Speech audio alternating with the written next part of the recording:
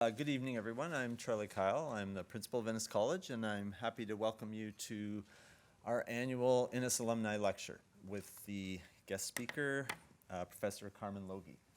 So before we begin, I will read the land acknowledgement. We wish to acknowledge this land upon which the University of Toronto operates. For thousands of years, it has been the traditional land of the Huron-Wendat, the Seneca, and the Mississaugas of the Credit. Today, this meeting place is still the home to many Indigenous peoples from across Turtle Island, and we are grateful to have the opportunity to work and celebrate on this land. It's a particular pleasure to host this event because it's always wonderful to learn about the various accomplishments of different Innis alumni, and I believe this is the first one of these. We've been running this lectureship since I became principal, where we have a homegrown talent, which is, well, I guess many of them are homegrown, but still at home. So, which is to say that oftentimes our alumni go off and do wonderful academic things in other places, but tonight's guest is right here at the University of Toronto. So I will introduce her before she gives her lecture. It's a good idea to introduce someone before they do the appointed task. So Dr. Carmen Logie joined the Factor Inwintosh Faculty of Social Work in 2013 as an assistant professor and was promoted to full professor in 2022.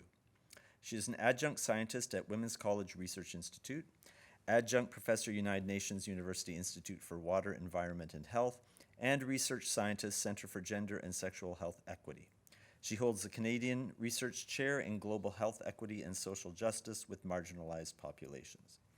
Dr. Logie has been awarded funding from the Canadian Institutes of Health Research, CIHR, which is not a set of letters that should ever be put together, the CIHR Clinical Trials Network, the Social Sciences and Humanities Research Council of Canada, which many of you know as SSHRC, which is so much easier to say, Grand Challenges Canada, Canada Research Chairs, and Canada Foundation for Innovation to lead global research focused on sexual health and rights. She directs the CFI, which is the Canadian Foundation for Innovation, the CFI Stigma and Sexual Health Interventions to Nurture Empowerment, which luckily translates into SHINE, lab, and collaborates with the World Health Organization. And I think you all know, as if this will date me a bit, I think it was one of our mayors who called it the WHO. At any rate, Dr. Logie has published more than 275 articles. She is deputy editor at the Journal of the International AIDS Society and on the editorial boards for Social Science and Medicine Mental Health and PLOS Global Health. Her latest book, Working with Excluded Populations in HIV, Hard to Reach or Out of Sight, was published in 2021 as part of the Social Aspects of HIV series. In 2020, Dr. Logie launched the Everybody Hates Me, Let's Talk About Stigma podcast with stigma experts from across the world and over 20,000 downloads found everywhere that you can discover podcasts. So with that lengthy but certainly necessary introduction, welcome Carmen Logie.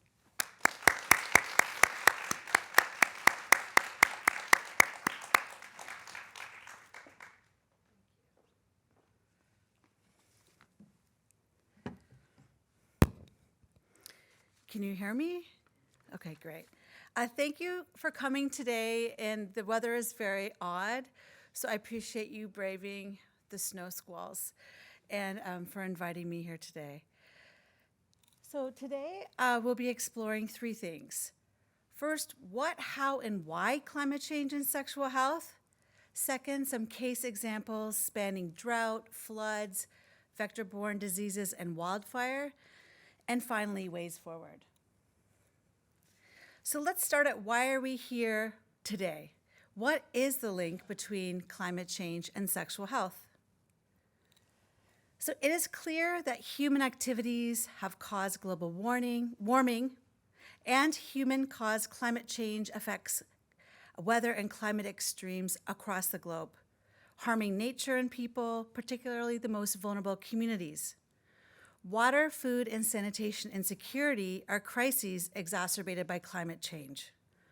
Water insecurity refers to the inability to access sufficient, reliable, and safe water needed for sanitation and well-being. And drought increases food insecurity, migration, and disrupts health services. There are 2 billion people affected by water insecurity who do not have sufficient, safely managed drinking water. And food insecurity, so these are some of the most recent reports on these insecurities, refers to insufficient and uncertain food access, inadequate diet quality, or the inability to acquire food in socially acceptable ways. And in 2019, 2 billion people experienced hunger or irregular food access. And a recent report noted that 1 billion adolescent girls and women suffer from undernutrition. And right now, 276 million people are affected by acute hunger. And finally, sanitation insecurity refers to insufficient and uncertain access to environments that are safe, hygienic, and private to manage urination, defecation, and menstruation. And this is also widespread, affecting 673 million people who have no toilet access at all.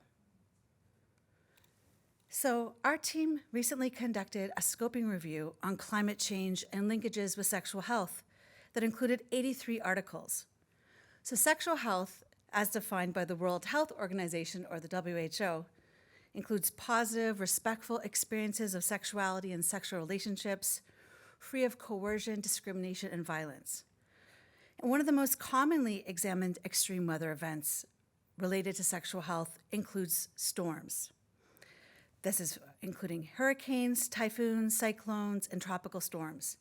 For instance, hurricanes damage health clinics, including HIV clinics, disrupting care, and are associated with increased violence, including in shelters and where people are displaced, for instance, in camps. There's also a growing body of research on sexual health and drought. Drought is associated with higher HIV prevalence in many contexts, including in Southern Africa, such as in Lesotho, due to complex pathways, including disrupting education among particularly girls and women, changes in sexual practices, such as survival sex, and migration. Some researchers have found that drought causes economic harms that also raise the risks of child early and forced marriage. Drought also disrupts HIV care through economic challenges and drought-induced food and water insecurity that also lead to migration and disrupted access to care. Flooding is linked with damage to health clinics and infrastructure such as roads and bridges, disrupting sexual health care, and flood-related displacement is also linked with gender-based violence. Studies have found that extreme heat is also linked with gender-based violence, including community violence and violence in intimate partnerships, possibly due to frustration, discomfort, and aggression, as well as disruptions to routine activities and increased interpersonal conflicts. And finally, wildfires have been associated with increased intimate partner violence, and most of this work has been conducted on the bushfires in Australia.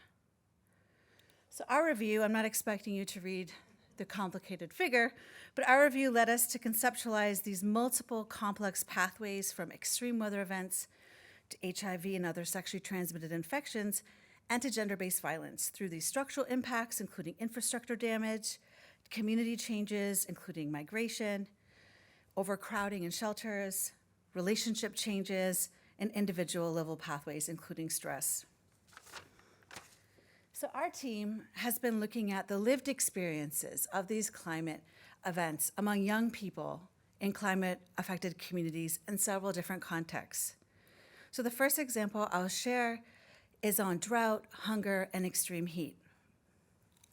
So since 2017, we've been working with urban refugee youth in Kampala, Uganda. Uganda is Africa's largest refugee hosting nation with more than 1.5 million refugees. A recent report a few days ago stated that actually now refugees are more than 3% of the population of the country.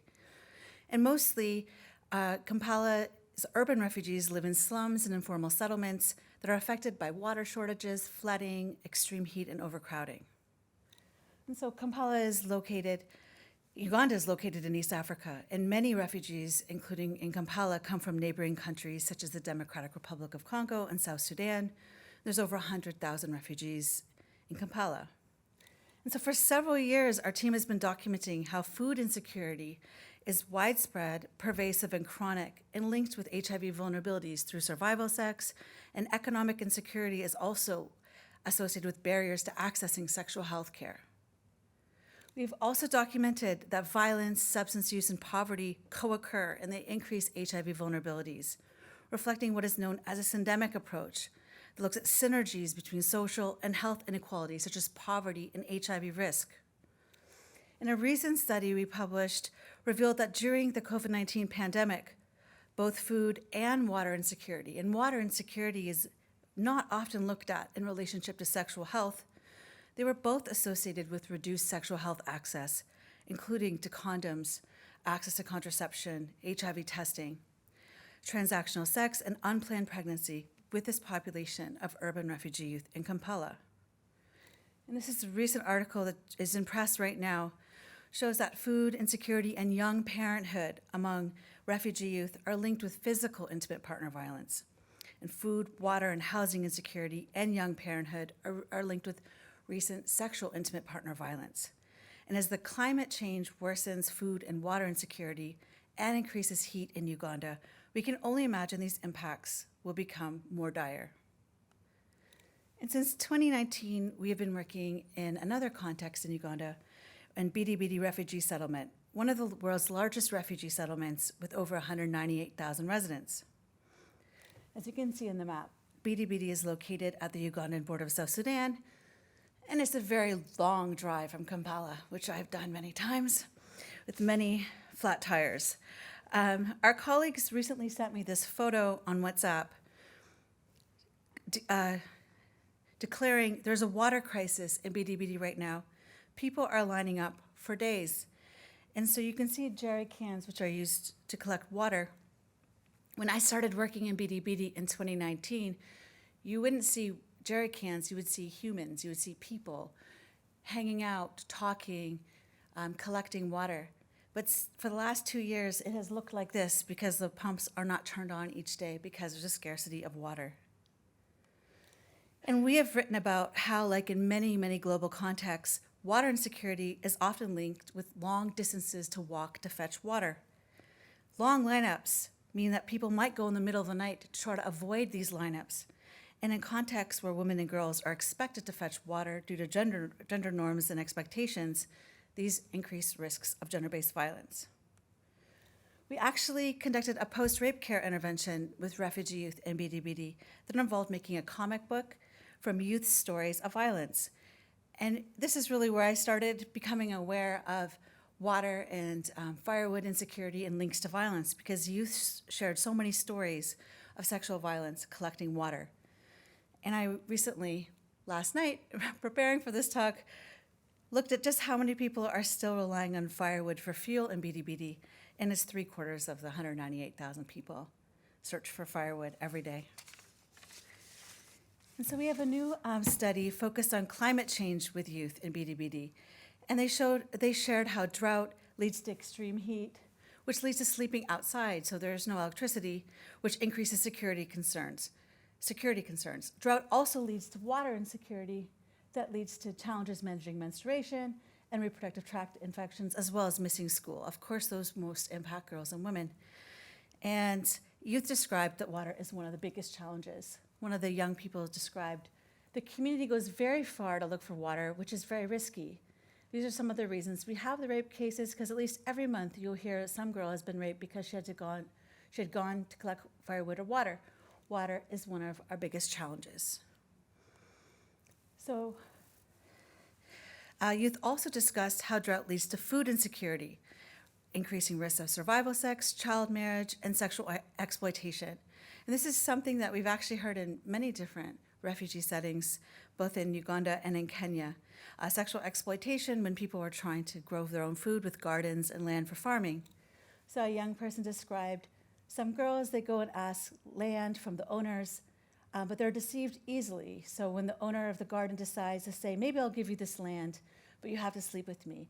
So they'll accept in order to get the garden because people are trying to grow their own food. So in neighboring Kenya, we have been working with very young adolescents, so younger. The youth that I was just describing are 16 to 24. So actually, we know even less about very young adolescents, aged 10 to 14. And so we've been exploring their experiences of climate change. This involved work with youth in 6 climate-affected regions, including Kalobei Refugee Settlement, which is in the Horn of Africa drought. If you have not heard about the Horn of Africa drought, I suggest you read up about it after this talk. It's quite devastating. Kisumu's fishing communities, Naivasha's flower farms, Mathare, which are urban slums in Nairobi, nomadic pastoralist communities in Isiolo, and farmers in Kilifi. So we found similar pathways, actually, to sexual health that we found among the older youth refugees in Uganda. Food and water insecurity among these very young adolescents were associated with transactional sex and sexual exploitation, youth running away from home, and sexual violence risks. Water and sanitation insecurity resulted in challenges managing menstruation and sexual violence risks, using toilets and showers. And so we spoke to youth and used arts-based methods, including participatory mapping, about the places where they access food, water, and toilets, and what they found stressful and what they found positive. And so youth took photos and walked us around their communities and used emojis to describe how they felt. Here you can see the angry red emoji for shared and public toilets that were dirty. We then worked on another study with older youth, aged 16 to 24 in Nairobi, who discussed the very specific ways they were affected by floods, drought, extreme heat, and excess winds. For instance, one young person who's involved in sex work in Nairobi described, "The story begins in my community where there's a lack of rain for a long time, leading to drought. Drought made it hard to earn a living. Due to drought and low food supply, I had to do sex for basic needs, food, and water." Youth also shared how flooding and extreme rain were linked with sexual health in each of these studies. In Bidi, youth stories helped us see the complex pathways from flooding to a range of social and health outcomes. So agriculture was destroyed, as were roads, infrastructure, and markets. That led to food insecurity, which led to suffering and hunger, and increased theft and security issues. Housing destruction led to displacement, which also then led back to security issues. And when toilets were flooded, the pit latrines overflowed, and people had challenges managing their menstruation needs and their bathroom needs. And there was also, which I'll talk about next, increased mosquitoes and vector-borne infections. And in Kampala, youth described that climate change actually drove young people to leave home. For instance, one of the young people described, "A lot of adolescents are leaving their families because of climate change, because of the floods, because of staying in slums," and talked about how that could lead to sex work because people wanted to sleep in a place that was without flooding, which you can understand. And in Nairobi, we heard how infrastructure damage in the rainy season to roads and houses could increase violence exposure among girls and women who might be out for school, and if a road washed out, would be stuck outside and not really have any place to come back to, or if a family was displaced because of flooding and they had to stay at another family's house, that also increased risk of sexual exploitation. And in the final example from our 3 cases, climate-related changes were described as increasing vector-borne diseases. And so this matters. This is a really great article that describes how vector-borne diseases such as malaria are associated with worse health outcomes, for instance, among people living with HIV, including increased viral load. And similarly, waterborne diseases such as cholera can have particularly harmful health impacts on people living with HIV. Schistosomiasis is a neglected tropical disease caused by parasitic worms. It affects 230 million people globally, 90% of who are living in Africa. It is shaped by temperature and rainfall patterns, and communities with high prevalence of schistosomiasis also have a high HIV prevalence. Female genital schistosomiasis increases risk of HIV infection through lesions and affecting the immune system. And among people with HIV, it's associated with increased viral load, progression to AIDS. So, and according to the United Nations, climate change is increasing risks of malaria both in areas traditionally impacted by malaria as well as in new areas. And climate change is also affecting the distribution and abundance of schistosomiasis, which was recently found actually in Europe in a BMJ, a British Medical Journal article. So very young adolescent participants in the Kenya study, this is a photo taken by one of the young people, discussed increased vector-borne diseases such as malaria due to flooding and increased mosquitoes. And we have a couple of new CHR-funded studies in Kenya and Tanzania specifically looking at climate change and pathways to HIV outcomes, including through schistosomiasis with adolescent girls and young women. So you might be wondering, okay, this is all really interesting, Carmen, but we're sitting here at Innis College. What about us here in Canada? What does this have to do with us? So I will provide the last example about wildfires in the Northwest Territories, or NWT, in Canada. So I've been working for the last 10 years in the NWT with an amazing Indigenous youth sexual health organization called FOXY, which stands for Fostering Open Expression Among Youth, co-founded by an amazing collaborator, Dr. Candice Liss, who is also a University of Toronto alumni. At FOXY, in their parallel program for young men called SMASH, which stands for Strengths, Masculinities, and Sexual Health, youth learn about healthy relationships and safer sex using arts-based methods, Indigenous teaching from elders, music, and land-based retreats at a fly-in lodge. Yet the north of Canada is vulnerable to climate change impacts, including increased wildfires from more frequent and intense hot weather, as you can see in this 2022 Chief Public Health Officer of Canada report on mobilizing public health action on climate change in Canada. This report is worth reading and discusses the permafrost degradation, changes in precipitation, more frequent intense hot weather leading to wildfire risks, more severe extreme weather events, more frequent intense heat waves, among others. And we saw the devastating effects of climate change in the NWT last summer. The Northwest Territories is warming at 4 times the global rate. Last summer was its warmest summer and the 6th warmest year on record.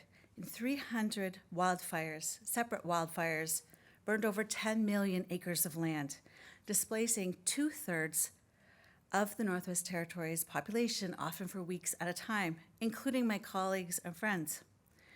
We are currently assessing among FOXY and SMASH youth how they experienced the fires and displacement and how that might be associated with mental and sexual health outcomes over time. And hopefully we'll be conducting more in-depth research on this if CHR funds our latest grant we submitted. So where do we go from here? I don't want to leave on a sad or hopeless note. So I would like to offer 3 brief considerations. First, considering climate justice. Second, considering climate-informed sexual health. And then third, strength-focused approaches. So climate justice helps us envision how we can respond to climate change in ways that can build a more equitable world. So I think it's worth reading this quote. Climate justice is prefigurative. It envisions not only a world in which climate change no longer exacerbates social inequity, but one in which societal responses to its impact themselves offer an opportunity to build a more equitable and sustainable world. A second consideration is around the idea of self-care for sexual and reproductive health and rights.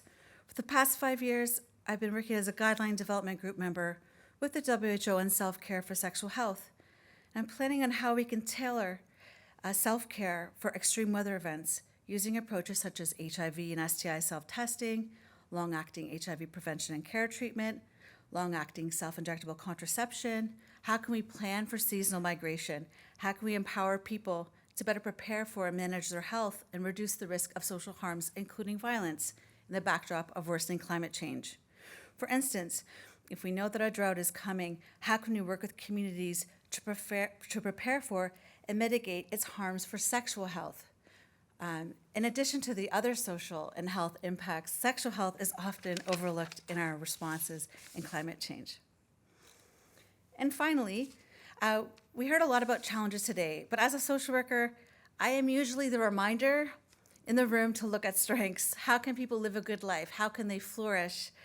And how are they living a good life? And how are they flourishing in the context of climate change and extreme weather events? How can we build disaster resilience by leveraging the strengths people and communities and families already have?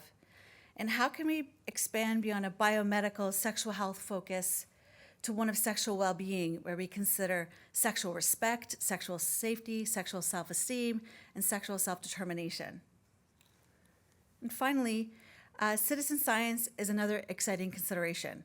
How can we engage all of us in this room, all of the people in the public, all of the youth that I've been sharing findings with, to produce knowledge about how climate change is happening in different communities, how it's impacting people, and then use that knowledge to affect policy programs and science-based decision-making? Young people and all of us can measure how climate change is affecting our own communities, and then we can all play a role in creating solutions that are specific to the needs of the individual people.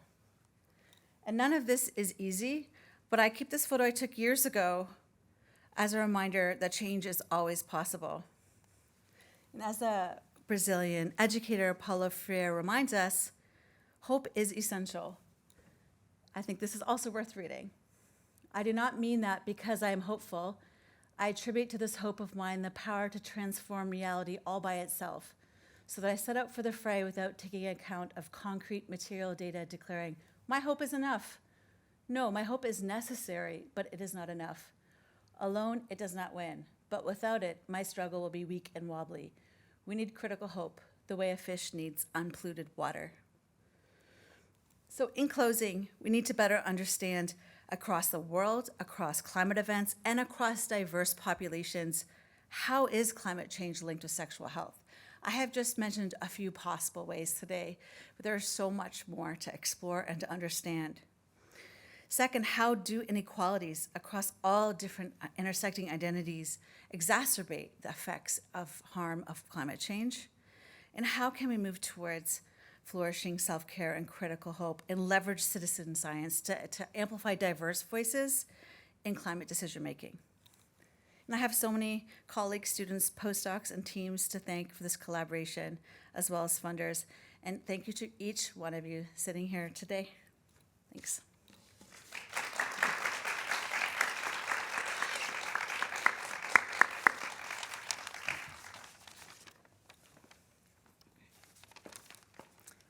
So now we'll begin the second portion of the evening with a conversation between Carmen and her interlocutor, Professor Maya Perez-Brumer, is a Latinx critical global health scholar, assistant professor in the Division of Social and Behavioral Health Sciences at the University of Toronto, and a CRHR, there it is again, Canada Research Chair in Global Health Intervention Justice. She is also a status-only faculty member for the Women and Gender Studies Institute at the University of Toronto. She earned her PhD in Socio-Medical Sciences from Columbia in 2019 and holds an MSc in Social and Behavioral Sciences from the Harvard T.H. Chan School of Public Health from 2013. Professor Perez-Brumer has published 2 edited books and 73 peer-reviewed articles and is currently the principal investigator of a Canadian Social Science and Humanities Research Council, SSHRC, Insight Development Award, and a SSHRC Partnership Engage Award, developing justice-informed global health strategies for gender and sexual minority communities in Peru. So, welcome, Dr. Perez-Brumer. And let the conversation begin. Okay, so Paula taught me around here, right? Okay. So thank you all. It is a true treat to be here and to witness this talk. The additional introduction to this is Carmen is a long-term mentor. And so beyond this incredible body of work that has made global impacts, something needs to be said for the work that it takes to mentor early career scholars and, women in academia. And so part of my preamble, and I know it's not related to the talk, but for me it is critical to underscore that I am just so grateful, and it is a true honor to be able to moderate this. Okay. So we have time. We have about an hour. I've prepared a few questions. The plan that I was thinking was I may do 1 or 2 questions. Feel free to hop in. I have been reminded that folks cannot ask questions until you get a mic. So you have a question, flag someone. There should be 2 folks around to help us with this. So, let's have a nice discussion, and please do step in whenever questions arise. Okay, so you ready? You want to take a, okay. So for the first question, so as your presentation compellingly illustrated how climate change significantly impacts sexual and reproductive health and rights. Indeed, it's clear that climate change cannot be isolated from sexual health issues. Instead, it should be recognized as a primary factor contributing to increasing and widespread global health inequities. Could you share more about your personal journey in the field of sexual health that guided you towards focusing on this urgently needed area of work? Thank you. Is this too close? Is this good? Okay. Thank you for being here for that question. What's interesting, because I was thinking about this today. I came to Innis College in 1994, which is 30 years ago. And that's also when I started my journey in sexual health and HIV, because I moved from a small town to Toronto. And somebody in one of my classes said, they need volunteers on what was called then the AIDS floor at the Wellesley Hospital, which no longer exists. So there are all people living with HIV. And actually, if you're, I don't know how many people here are in the HIV world, but we didn't really get good medication for HIV till 97, 98. So in 1994, when you were on the AIDS floor at Wellesley Hospital, most people were in the last stages of AIDS. And as a volunteer, I was often the only people that would be visiting people because of stigma and discrimination. So since 94, I've been thinking about stigma and discrimination and its profound effect on sexual health and on the well-being of people like living with HIV. And so over time, some things like food insecurity have become very clear that, for instance, in Canada, I don't know if you know this, but people living with HIV often have to receive social assistance to get their medications covered. And the social assistance is insufficient for people to live on. So we have extremely high rates of food insecurity among people living with HIV in Canada, as well as every place in the world, which has extremely harmful effects. So I've been thinking about food insecurity for a long time. But I was probably, and this is maybe too long of an answer, but in 2019, when I was in BDBD, I was with a lot of all male colleagues who are Ugandan, and BDB is quite big, and the roads are quite filled with potholes, and it takes a long time to drive around. And I needed the bathroom, and I was like, I need the bathroom. And they're looking at me, I don't know where you're gonna go.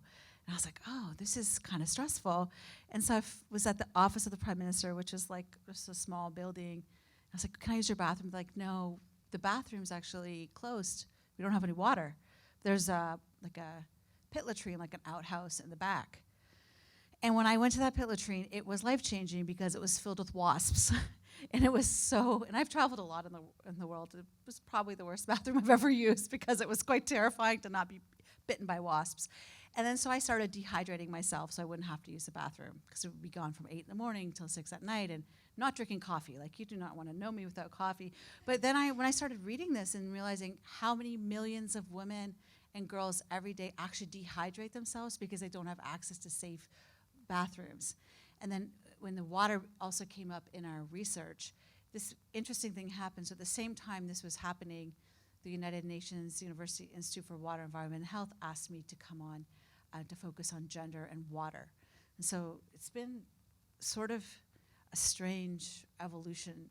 But the more I looked into it, the more I realized there's not enough of a focus on HIV and sexual health and climate change, but it is growing. There's a lot of research coming out now. The WHO has a focus on it now. And there's been a little bit more in the reproductive space around the effect of, say, extreme heat on pregnant women and infants. So there is definitely, I'd say the field is moving there. It's taken me a little bit of time to get there, but I feel like it's pretty much where there needs to be a lot more understanding. That was a long answer. I promise I won't give answers that long to all the questions. I mean, I appreciate it, like the non-linearity of it, the fact that like, you know, personal experiences changes research. You know, for me at least, that's very useful and helpful to hear. Just keeping an eye out. Okay, so in the presentation, something that I was particularly drawn to was the application of mixed methods and arts-based strategies. So I'm not sure you named it, but all of the comics and the photographs were part of Carmen's work. So these strategies powerfully highlight the importance of valuing expertise, the community expertise, and the experience of communities most affected by climate change. These methodologies challenge deficit-based science by proactively showcasing and learning from existing strategies with communities. As you highlighted, adopting a strengths-based approach focuses on recognizing and utilizing inherent assets, resources, resilience of individuals and communities as the foundation for development and problem solving. As you described, this approach promotes empowerment, fosters collaboration, and deepens our understanding of the involved communities. Ultimately, this could lead to more effective and sustainable solutions. Could you share a few strength-based factors identified in your research that you believe will be instrumental in shaping the priorities for climate change adaptation strategies? Yeah, that's a great question. One thing is the learning from my work in the Northwest Territories is the importance of engaging elders. So we actually started working with elders also in Kenya. So some of the quotes you might have seen were actually from elders. Both because elders have wisdom, are valued in communities. So I think a strength in communities is elders and the knowledge they bring, their adaptation, how they've lived through, and it's really funny. One of the quotes was something like, elder said something like, we're analog and the youth are digital or something like that. So, but I think viewing both the young people as experts in their lives and trying to create that intergenerational dialogue, because I do think one of the strengths in communities is actually care for one another. So all of the pictures you saw were taken by youth, and the comics were part of our interventions that we made from the youth stories. And one interesting thing we did with the mapping was we then had youth, it was a many-month process, like 6 months, but the youth actually made their priorities, and then we trained the youth to share those priorities back to their community leaders. And so in two examples, one was in Isiolo, which is a nomadic and pastoralist community. A big issue that the youth raised was around toilets. Sometimes these were small things that people might not have known about. So the lock is broken on a bathroom door. It really changes an experience of going to a bathroom door if there's no lock on it. Sometimes young people are small, and it would be so slippery their shoes would fall into the latrine, and then they wouldn't have their shoes anymore. So there's some things that, I mean, I'm not an engineer, but a lock isn't that expensive to fix, like a little padlock. And so when the youth shared their priorities back, actually, Isiolo, I couldn't believe this, they actually built more toilets and fixed toilets in the community. Because I do think people want young people to be safe, right? Like, generally, people are always looking out for one another. And in Mathare, the youth shared back, one of their major stresses was how dirty the bathrooms were and how uncomfortable it was going to the bathroom. And so they created a bathroom cleanup crew. I don't know if it's still going, but they listened to the youth and then they tried to take action. So I think that one of the resources is having that open dialogue and assuming that everybody wants the best, and there's this care in communities that perhaps people just haven't listened to or haven't noticed what young people need and want. Because young people are really missing in a lot of the climate, especially young people from low and middle income countries, or and there's been people writing that, also in other youth, like Indigenous youth, sexually and gender diverse youth, there's a lot of voices that are not actually heard in the climate discussion and how people might have specific experiences and needs.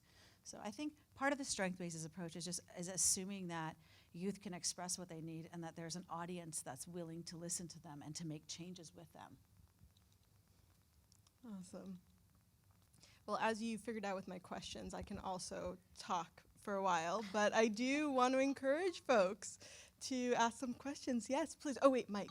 That was the one task I had. Thank you. Sorry, don't cough into the mic, right? Can you? Yeah, it's on. Good. Thank you very much, Dr. Logie, for that talk. I'm very grateful for the new ways I'm thinking now about these complex and important issues, ways in which I've not thought about them before entering into this room. So I'm very grateful for that. I wrote down my question, so let me just open that up. I'm interested in how a researcher positioned as you are approaches conducting work in places like Uganda and Kenya, and with the people, of course, living in those spaces. How do those partnerships develop, and what is important to consider in developing international and cross-cultural partnerships like this? I'm thinking specifically about how we, as researchers, enter into communities that are perhaps different from us, living in different spaces in ethical ways. So I'd love to hear just a little bit about your thinking and how you approach that. Thank you so much for that question. I really appreciate it. Yeah, it's a really good question. How I started working in Uganda was a little bit it's almost, I only go where people are like, you should come here. And I'm like, okay, and do community-based research. And I really didn't get a chance to talk about all of the research is done with community organizations who hold the majority of the funding. And then we train. All the work in Uganda was done by peer researchers that we trained who are young refugees. We've been now working with them. I saw them a few weeks ago, and they look so old now. I'm like, this has been since 2018. You are all some have children now. So we have out of 12, 10 of the same people. 2 have got asylum, so they've left because they were refugees. But yeah, so I think with the Ugandan study, I had a PhD student, a doctor who's now Dr. Moses Okumu, who was Ugandan, and knew that I had a passion working with displaced people because as my postdoc, I'd actually been invited to work in Haiti. And so when the crisis started in about 2018 in South Sudan, it was like, we should do something. So we actually developed a project that was his PhD thesis and has now evolved over many years where we listen to what the community organization wants, come up with a plan together, train them, and then they have ownership of the data to use for other grant applications. Before that, they had been doing research with I won't name the university, a very, very fancy university in England, and had never been invited on any publications. And now they've been on, I don't know how many publications, because obviously Dr. Moses Okumu's publication. So we're just trying to also, now they have a research office and they've expanded. So I kind of always center community-based research where people are and also I'm like, am I the right person for this? And how can we train researchers on the ground? And also, now Moses, I'm like, please, what are you leading from this now? I don't necessarily want it, as a social worker, you don't want to have a client forever. I mean, maybe you do. Okay, maybe some social workers, but I'm saying generally, you hope that you give people tools and skills, and then, or that you keep evolving. So I approach it as, I know that I have a lot of power and privilege being based in North America. How can I leverage that to access funding that maybe community organizations wouldn't be able to do, and all the skills on our team? So we have about 20 research assistants, and really thinking hard about the research assistants we hire so that they are reflecting communities that we're working with, and also training community researchers who, a lot of people on a refugee journey have disrupted education. So we don't have any requirements for any education other than can you read and write, because you would need to do that. But we've trained people to do now qualitative, quantitative intervention research, mental health interventions. So I really believe that, you can build capacity if people are excited about it. And so in Kenya, I was actually contacted by people in Kenya because I saw the work we did in Uganda and said, can you come and do this work here? And so we developed this study. You know, at some point I'll have to say no. Like, you know, I'm like, oh, I'm only one person, people, I don't know, like, you know, so, but trying to like do what did we learn from Uganda that is relevant here, but also what is different here.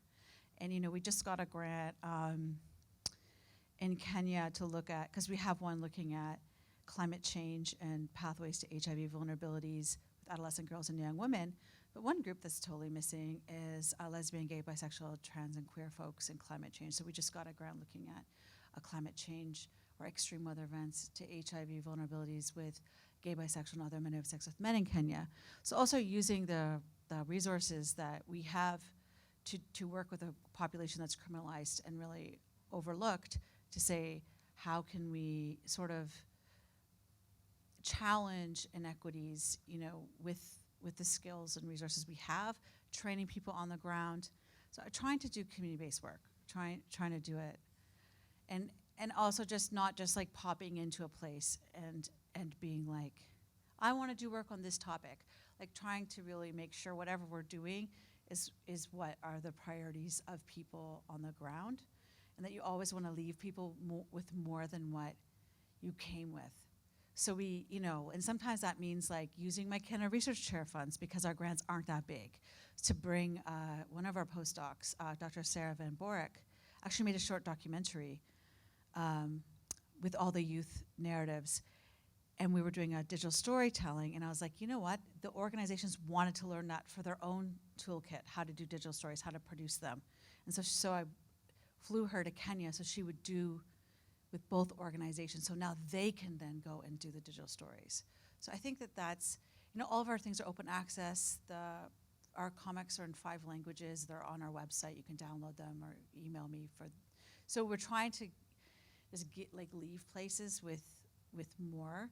And if anybody ever wants to replicate it, like school systems, WHO, Red Cross has contacted me. I'm like, great, go for it. Because you don't want to be the one that's holding everything. You just want to be like, okay, now this works. Can somebody else do this? So that was a really long answer to your question. Oh, did I?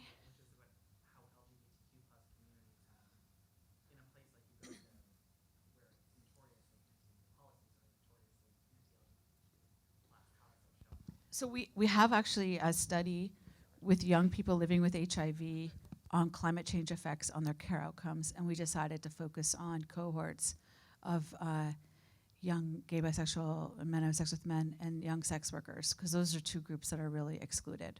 So because the Ministry of Health in Uganda is very committed to providing care, we're able to collaborate with them. But the thing is, when you have this precarious positions in society, so you have people who are more likely to be precariously housed, have less family and social support, such as LGBTQ folks, maybe sex workers. And also we worked in the Congo Republic with sex workers. Many experience, you know, very vulnerable housing. And so those are the folks who might be the first one, the houses that are most vulnerable, that be more impacted by the floods. But then they might have less social support to go somewhere. Or you might have people who are already homeless, and then how is that being experienced? And so it's really a huge gap. We keep seeing, and we're trying to address that in the work in Uganda and Kenya. But I think more people have to, you know, the book that I wrote was like, nobody is hard to find. You just like don't know them. Like we just have to make the extra step. Because if you just ask for people to participate, the people who is easy to participate might not be the most vulnerable people that are the most impacted. So I think with climate change, you know, we just actually published a paper, it's just out now, on water insecurity among LGBTQ folks in Thailand and India. It was somebody else's study that I was a collaborator or a co-applicant on. And we actually found that there is really high rates of water insecurity because people are living in, say, maybe more poverty. And that people might have unique water needs. And we know about sanitation needs with toilets, That's just something North America can't even really figure out right now, how to make gender inclusive toilets. So how are other like places with less, the rights that we are supposed to have in Canada? So I do think that we have to think about, about all that. And Amaya and I recently put in a grant where we would be specifically working with Indigenous communities led by Indigenous researchers in the Northwest Territories in BC and in Colombia, and LGBTQ communities in Colombia actually, and in Peru. And yeah, so just trying to like get those other voices out, because I think we really need to hear from a diversity of people. So thanks for your questions.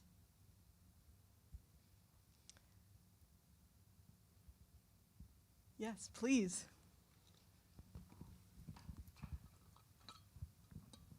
You talked a little bit about wanting citizen science to be a part of your work in the future. How do you see that happening, and what are the current barriers to doing that? Thank you so much. I just discovered the idea of citizen science a couple of months ago, and I got really excited about it.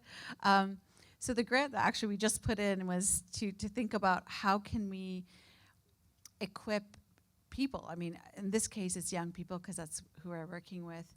But there's all these low cost tools that are now more easily accessible on your phones, or on really low cost ways to measure air quality, humidity, heat, water quality. And so we have all of this kind of new potential of people actually being able to assess the effects of climate change where they live. There's also ways that people can put on, air quality, little affordable things inside their houses and things like that. So there are ways that people can actually identify where they think climate change is impacting them in their homes or their communities, and actually track that. So that's what we're interested in doing. One of our colleagues at University of Victoria, Dr. Caetano Doria, created a really low cost water quality measure for where he works in South America. And so we're thinking about, well, we could train youth to do that. They could measure the quality of the river or the lake that they're swimming in or that they're bathing in. We could actually, and there's like little portable weather stations that are very affordable, or people can do it on their phones, where you can say, oh, look, there's a lot of pollution or a lot of smog here. So our idea is that youth would identify what is the climate event or issue that's affecting them, and then they would measure it, and then they would come up with some solutions, and then we would be working with policymakers. So there's like a few steps that you can use arts-based methods. Like for our study, we had like walk-along interviews, and we actually made songs, which is a really cool way to get young people to express themselves, is through songs, and photos and drawings and things like that. But there's ways that actually, if they actually collect the data themselves, and there's also, I'm not an expert on this, so this is what I'm imagining, but you could actually compare the quality of your river or your lake or wherever you are to what it should be, and then be more aware. So I just think part of it is science should be accessible for everybody, and everybody should be able to understand the environment that they're living in. Not that they don't understand it, but to understand maybe from a perspective of how to communicate that.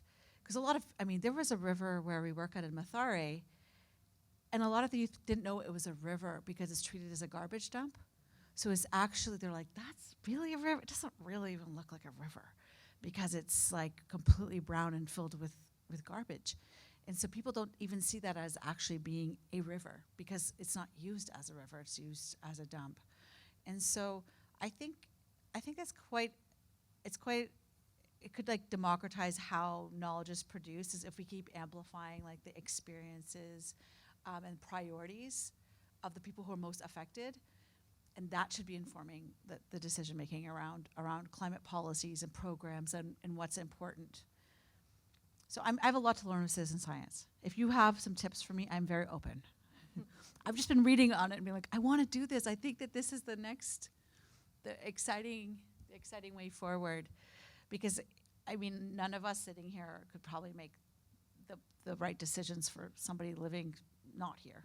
You know, even in the Northwest Territories, we're thinking about how could we equip Foxy to help young people manage if there's ever going to be an evacuation again in future fires. What would youth want and need to be well, you know, in times of evacuation? What would that look like? You know, so I think, yeah, I'm still learning about that.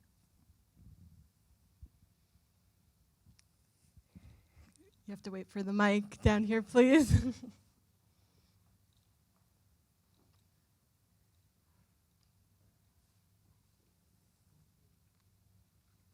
I really love the talk, and my question is, I'd like to know more about your thought process around your methods, because they seem so creative and so varied. Do you approach every new project with a different method, or do you use the same ones? It seems like you have all these cool arts-based methods, but also they're very rigorous. Your papers are published in really good journals, so talk to me about that. Thank you. I started off as a quantitative researcher, but I feel like I was creative before I did a PhD. I wrote I used to draw. I used to play music. I love photography. And then somehow the PhD, I feel like drained the creativity out of me. And I did. It's like funny and sad. And then I feel like I did, like, my PhD was quantitative. And I kind of moved into doing qualitative, but I think I really started doing arts-based methods. I was aware of body mapping. So body mapping is used a lot in HIV research, where people trace their bodies. And then, you know, and actually, I was forced to do body mapping with Foxy. I went to a workshop, and they're like, "Oh, you can't just watch. You need to take part." I was like, "Okay." So I laid down and I did that. But for the work in Haiti was the first time we did photo voice, and it was really cool because I think when you actually give a camera or give a pen to somebody, you aren't in control of what is being produced.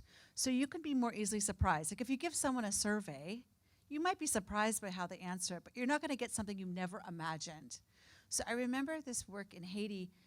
It was so unbelievable, the gender differences we saw and the young people displaced from the earthquake and what they took photos of.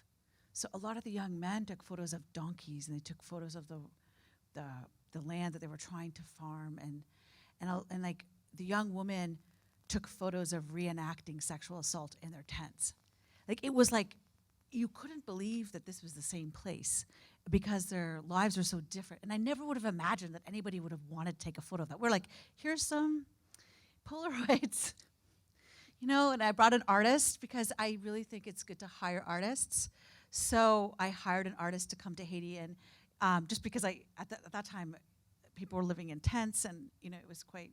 I just hired somebody, a friend of mine, but she really got people to meditate on like, you only have 10 photos, because it was those Instax cameras. Each one needs to be a feeling. You know, it's not like the digital. We didn't have a printer. We didn't have electricity. This was right after the earthquake, so you really had to think about the feeling behind something. So I really learned, that was the first time that I really learned you actually need also artists to come, and if you really want to do art in a really meaningful way. And so Dr. Sarah Van Bork, who's a postdoc on our team, is a musician. And so she came, and like we created songs with, some of them are good and some of them have different kinds of singing voices. Some of them are stronger than others. But she kind of gave them the confidence with that. There's a software, I forget the name of it, GarageBand.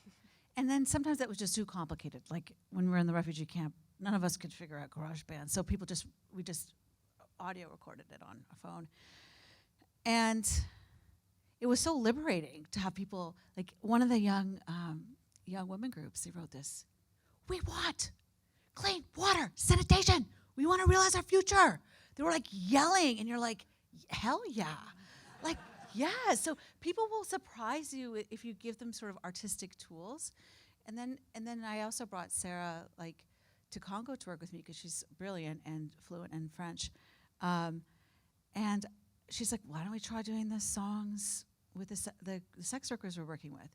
And they created the most amazing song. It's on YouTube. I can show you the link. But we were like, why don't you create a song about the world that you want to live in, your dream world? You might think people were like, oh, we want like Mercedes and all these things. No, people are like, I walked into my apartment and the landlord greeted me like I owned the place. I walked into the clinic and they smiled at me and offered me to sit down on some water. I looked around to make sure that they were talking to me. It was just like these very basic ways that people wanted to be treated with humanity. And we wouldn't have gotten that information if we weren't just like, role play this. So I think part of it is like working with musicians and artists. And with the comics, that was kind of an accident because the pandemic happened.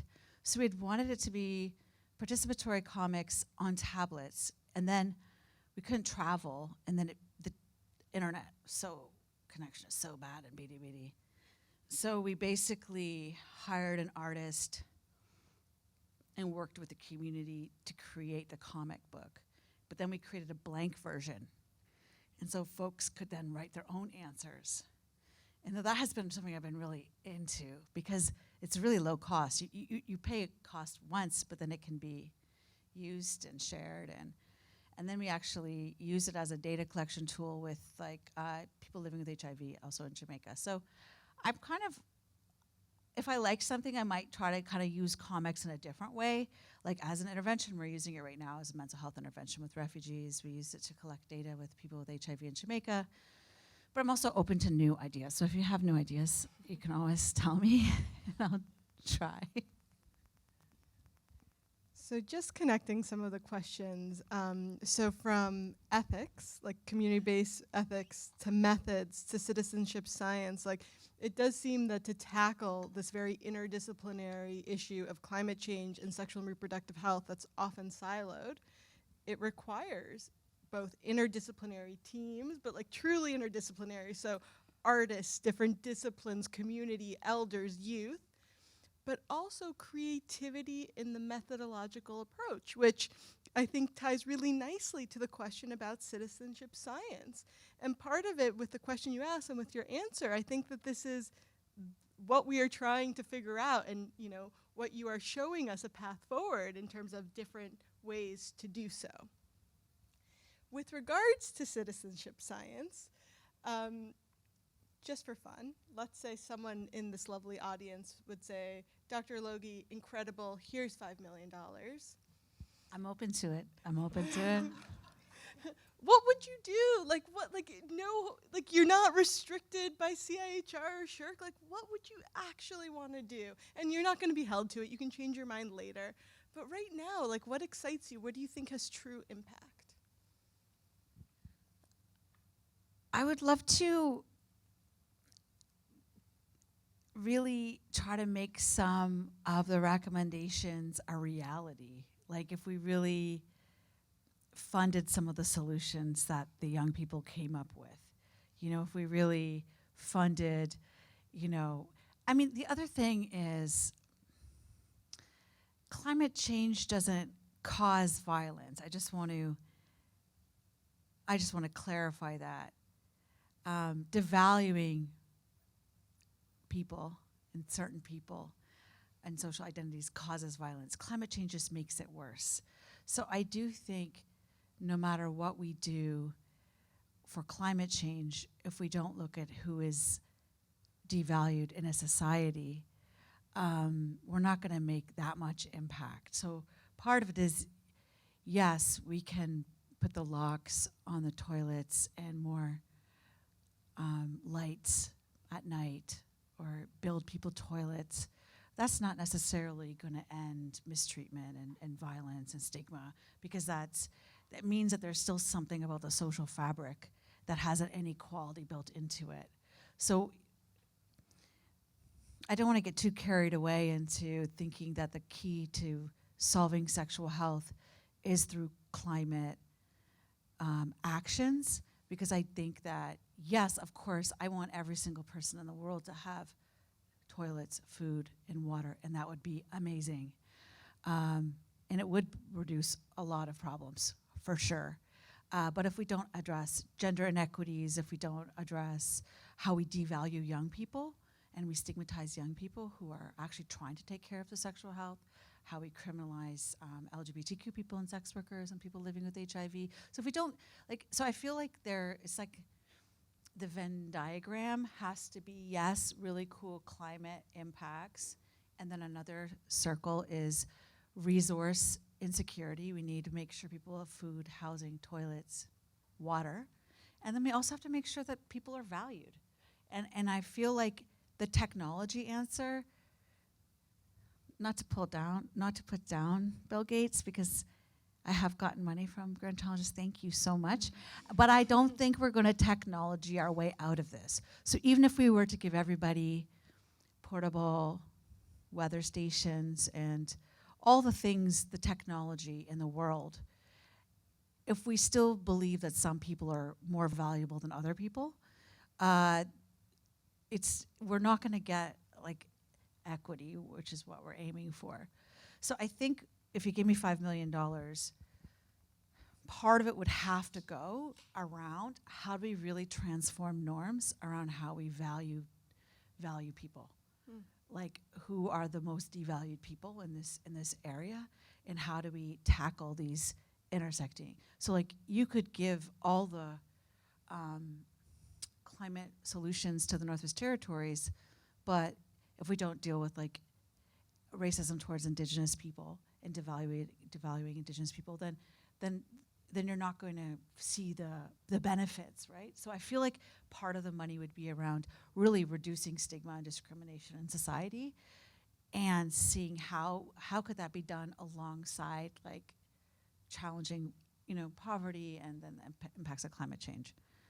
I could get you a proposal. Oh, I'm not funding it. Let's be clear. I'm also an academic, but I invite others. But I just want to say, like, sometimes technology is really sexy, and we want to like throw things at technology, or we want to throw things out of medication, like contraception, which, yes, throw money there, but also realize, like, if you stigmatize somebody walking into a clinic, they're not going to walk into the clinic. If we don't deal with gender-based violence, like in the refugee camp, like, yes, water insecurity makes it worse, but giving people water doesn't mean that there's not going to be still like social inequalities. So I think it's complicated, and that's what we need people to fund, is that deep work of like breaking down like norms around gender and sex, really. Thank you. So there's two questions.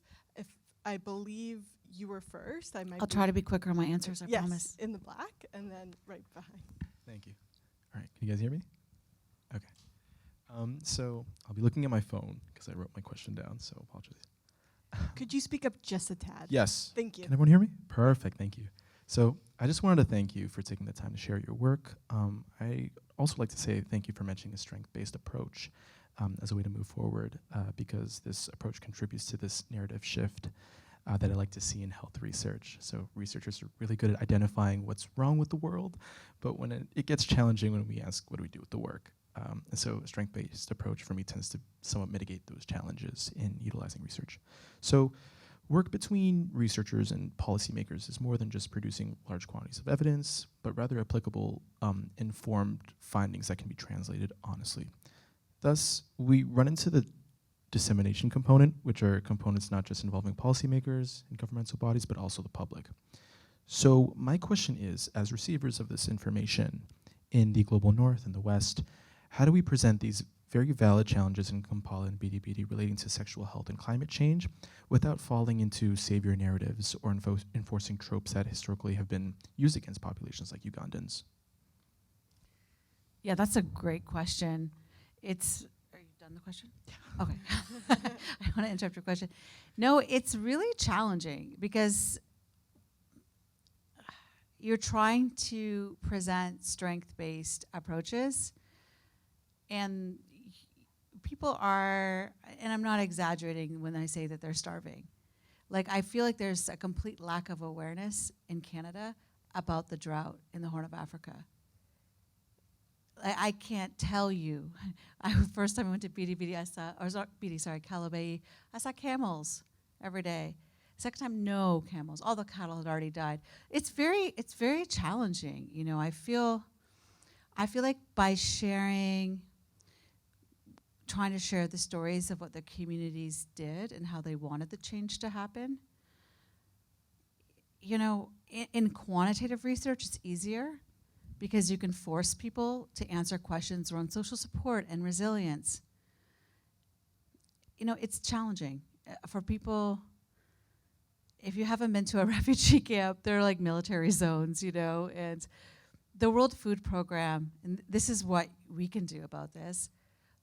2 years ago, the World Food Program said they're cutting the food rations in half. I was there a year ago, and they said they're worried about riots because they're cutting them in half again. So sometimes, you know, I don't think I'm a savior for anybody, but I do feel like in Canada it's really easy to not know that there's a drought in the Horn of Africa, to not know that the World Food Program is considering cutting all the food aid to Chad and all the refugees from Sudan, like that there's a real food insecurity crisis. So, you know, and we could look at our own country too. If you don't want to, you know, if it feels too far away to do something somewhere else, you know, I don't know about you, but I've seen people lining up for food banks in Toronto. The food insecurity in the Northwest Territories is a chronic issue. Foxy's now started translating all of our research studies into policy briefs for the government of the NWT. But we're finding that one of the biggest predictors of depression with young people, we're talking 12 to 17-year-olds in the Northwest Territories, is food insecurity. It's also linked with lower safer sex efficacy, relationship power. So yeah, it's challenging. You know, you want to say, what are the protective factors? The protective factors are definitely social support, but they're definitely economic. So how do we have the balance where we're always, the qualitative data, sometimes it's really hard. We're asking for coping strategies and we're asking for recommendations. But people are struggling. You know, there's, you know, a low-income country that's the largest refugee hosting nation. You're like, you're asking a lot, you know, of people, and people do have hope. But I you know, it's interesting. It's interesting.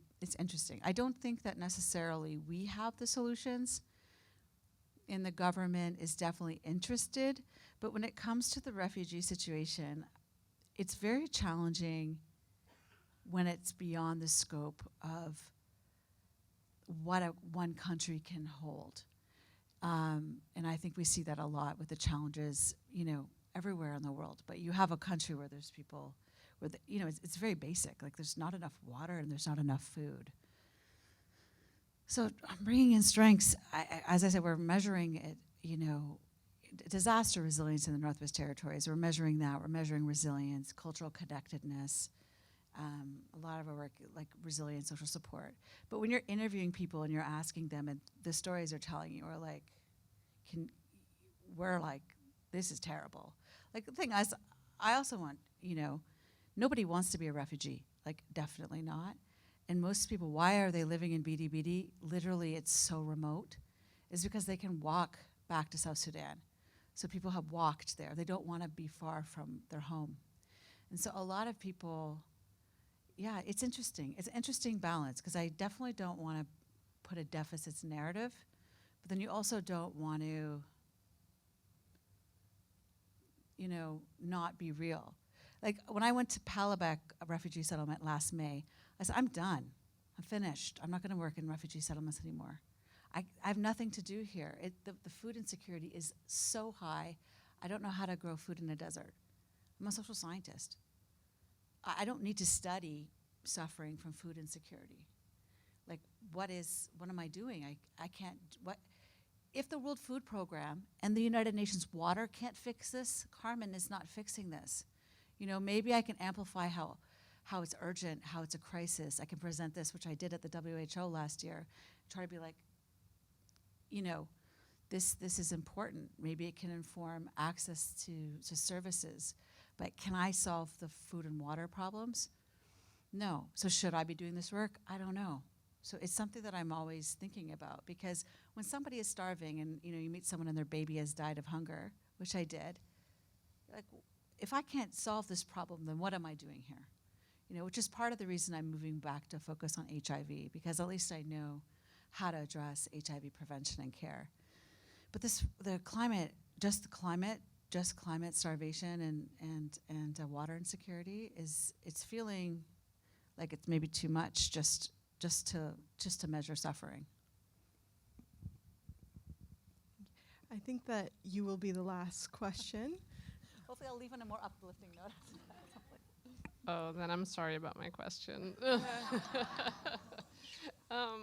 I wanted to ask you to talk a little bit more about the AIDS organizations and maybe, you know, the Gates Foundation and just their role particularly in Africa, and how you've talked about, you know, how you've been making recommendations to policymakers, to the WHO, but how does that kind of like private philanthropy stuff fit in? And, you know, I don't know if you could talk maybe about the reactions and responses to some of the recommendations and things being implemented. I mean, you know, you said, what if someone gave you $5 million? I mean, the Gates Foundation has put in billions into, you know, genetic modifications and of seeds and et cetera. So they are addressing the hunger problem in ways that maybe is not the best way, or, you know, or is being seen by some African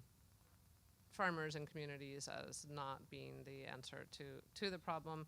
On the other hand, I hear you've gotten money from the Gates Foundation. I know that the Gates Foundation has done like incredible work around disease and stuff like that. So I just wondered how a researcher negotiates that very complex terrain.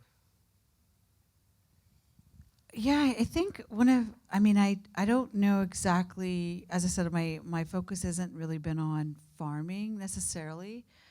I think one of the biggest challenges is that refugee camps were never meant to be forever. Where, you know, I think something was just published in the Lancet about how the humanitarian system is broken. We've never had so many displaced people. And we did apply for a $3 million grant that we didn't get. What we would have done with that was map, because some of our colleagues in engineering and geography have actually mapped where they build refugee settlements. They're actually the places that are more likely to be exposed to drought and flooding. And actually people don't have enough land to farm. So even you could do all the genetic modifications of seeds in the world, but if you have a piece of land that is completely in a desert with no water, you just literally can't grow anything. There's not enough land. So that's why people have to go to the host community and try to negotiate using other people's garden and other people's land. So I don't know. I mean, I went to a Gates meeting a couple years ago, like two falls ago, and apparently technology is the answer for everything. So I think that's the problem. I think the problem is when, you know, politics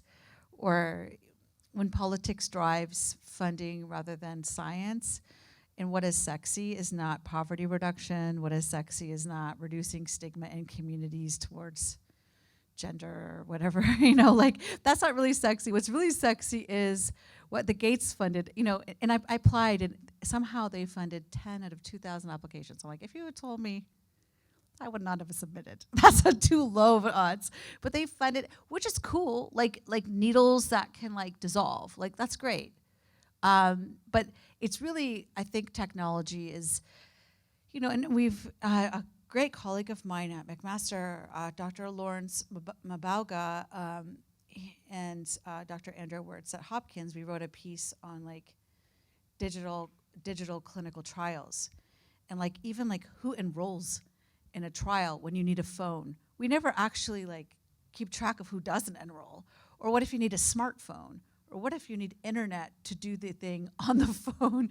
We found like so many people's cell phones, like they share phones, they get rid of them in times of hardship. And so when you have things that are, we can't get away from technology, but I feel like they're, as a social scientist, I feel like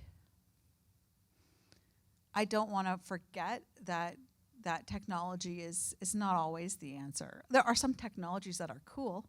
Like I got funding, I think from the Grand Challenges funded the post-rape care study, because imagine there's so little work done on adolescents' experiences of trying to access post-rape care in a humanitarian setting.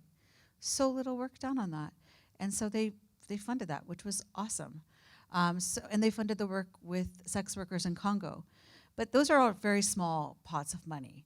I think to get the big money, it has to be a technology. Like, to get the like $100,000 grants from Grand Challenges, but not the like $1 million ones. So I don't know. I feel like there's definitely still a bias in funding towards biomedical science and not social science. And as Amaya said, I'm working with engineers. I never imagined I'd be working with engineers and GIS, like all these different kinds of researchers. But to get funding, still, I feel like it has a very strong biomedical quantitative focus for health funding from CIHR, for Canadian Institute of Health Research. So most of my grants are heavily on the quant, have a very HIV outcome, because that's fundable. I don't know who would fund a grant around reducing poverty or stigma on its own. Even the US NIH, I've spoken with folks there, like, no, we wouldn't just fund reducing stigma. It needs to have a biomedical health outcome. So I'm not sure who funds like agriculture. There must be people funding agricultural research, maybe NSERC or some other people. But yeah, I try to just look at like what is the outcome that matters to communities, and can I kind of get funding from different people to try to reach that outcome. But some outcomes are harder. I think SHRC is more open to funding more work around social inequality. Most of my funding is CIHR and SHRC. It's very rarely from Grand Challenges. I'll still try. We have an NFRF one. They wanted augmented reality. And I'm like, I thought for a moment that would be a useful way to go, but I'm not really. I'm like, yeah, no. We did digital storytelling, which was much, I think easier. But I do find it's really hard, and you have to sort of shape your question for the funder, which is, I guess, a reality. But I don't know. I don't know much about the Gates, but I don't think they're going to give me the big money. But I'm open to it if anybody knows anybody. But a lot of it is you knowing somebody there, I think, and building relationships. And, I don't know anybody there, so yeah. Okay, so we are at time. I just want to say thank you, or I'll hand it off. But just thank you for being such a great audience and asking questions, and really interesting ones. Yeah, so let me echo, or expand that, I don't know what that is. Expand those thanks to include, obviously, our guests. I'm going to try to do this without looking. Amaya Perez and Carmen Logie. Thank you so much for this illuminating talk. And again, the audience, I've never heard such invested questions, such consistently engaged questions. So thank you to you for coming and for giving us those questions.